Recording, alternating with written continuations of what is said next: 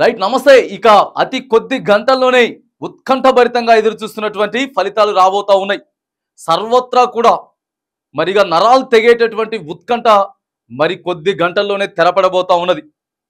5 సంవత్సరాలు అధికారంలోకి వచ్చినటువంటి పార్టీ 5 సంవత్సరాలు పరిపాలిస్తూ ఉంటుంది. వాళ్ళు ఏ నిర్ణయం తీసుకుంటే ఇక ఆ నిర్ణయం అక్కడ రాష్ట్రాలలో దేశం యావత్తు కూడా మరి అమలయ్యేటటువంటి ఫలితాలు ఫలితాలు రేపు రాబోతా ఉన్నాయి.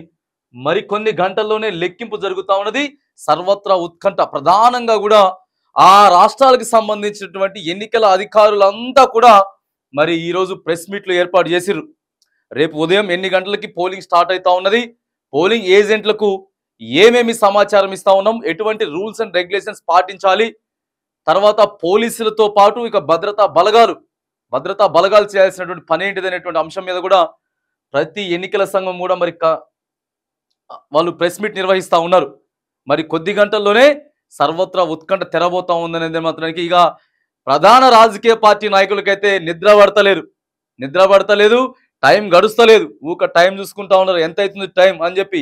ఎక్కడ ఏం జరుగుతుందో తెలియదు. ప్రత్యేకంగా మనం తీసుకున్నట్టయితే మాత్రానికి ఆంధ్రప్రదేశ్లో, మన తెలంగాణ రాష్ట్రం పక్కనే ఉన్నటువంటి ఆంధ్రప్రదేశ్లో మాత్రానికి ఎక్కువగా గొడవలు అల్లర్లు జరిగేటటువంటి అవకాశం ఉన్నందున మరి ఎన్నికలు జరిగిన రోజే కొంతమంది పార్టీ నాయకులు కూడా కావాలని చెప్పి దాడులు చేయడం, కొట్లాటలు చేయడం, ఈవీఎం మిషన్లు పగలగొట్టేయడం, ఇవన్నీ కూడా మరి మనం చూసినాం. కాబట్టి ఇక రిజల్ట్ రోజు మాత్రానికి, ఎందుకనంటే ఓడిపోతున్న అభ్యర్థికి మరి ఇక హై టెన్షన్, హై బీపీ పెరిగిపోతూ ఉంటుంది. కాబట్టి ఏం చేస్తారు అనేటటువంటి సందర్భం మీద పూర్తి భద్రతతోటి సెంట్రల్ ఫోర్స్ని దింపిండ్రు.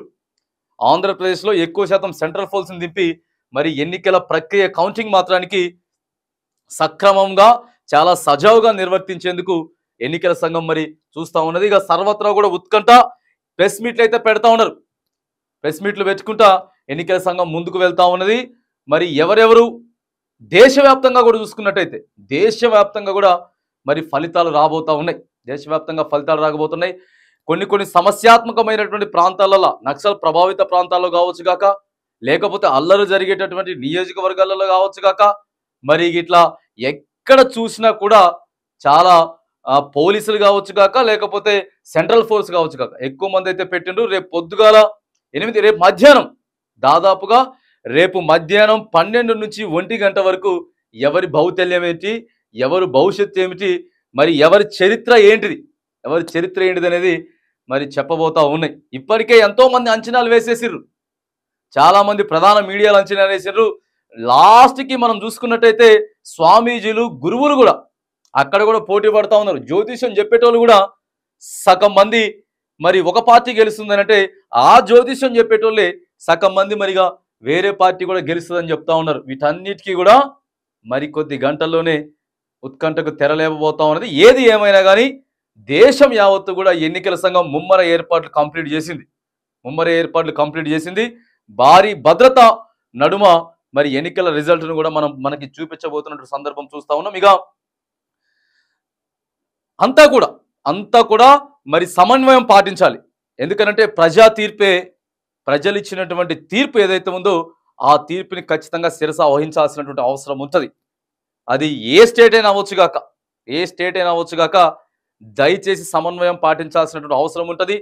దాడులకు కానీ, లేకపోతే కొట్లాటకు కానీ, ఇంకోటి కానీ, ఇగో గెలుపు ఓటములు సహజంగా ఉంటాయి కానీ ఇదొక్కటి దయచేసి ఆలోచన చేసుకోవాల్సిన అవసరం ఉంటుంది. ప్రధానంగా కూడా మనం ఆంధ్రప్రదేశ్లో ఉన్నటువంటి ప్రతి పార్టీలకు కూడా చెప్తా ఉన్నాం. అక్కడ అసలుకే చాలా అంటే చాలా, ఇక అక్కడ తాడిపత్రిలో తీసుకున్నా, లేకపోతే పల్నాడులో తీసుకున్నా కూడా మరి ఎందుకు అంత అల్లరి చేస్తూ ఉన్నారు.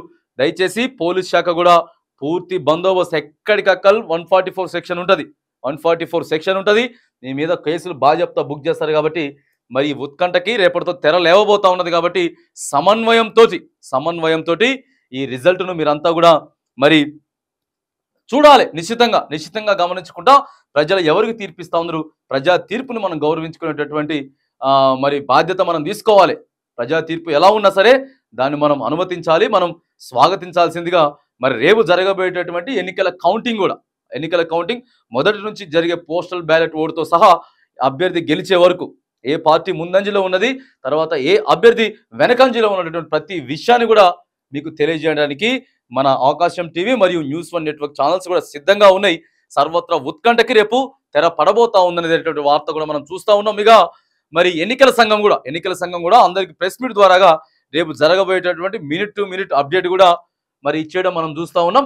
ఇక చూడాలి రేపటి రిజల్ట్ రోజున మరి ఎట్లా ఉన్నది, ఏ పార్టీ గెలవబోతా ఉన్నది, ఏ పార్టీ రాజకీయ పార్టీ మరి అక్కడ రాష్ట్ర ప్రభుత్వంలో బాధ్యతలు చేపట్టబోతా ఉందనేది మరి కొద్ది గంటలోనే మనకి వాళ్ళ భవితేజాలు తేలబోతా ఉన్నాయి.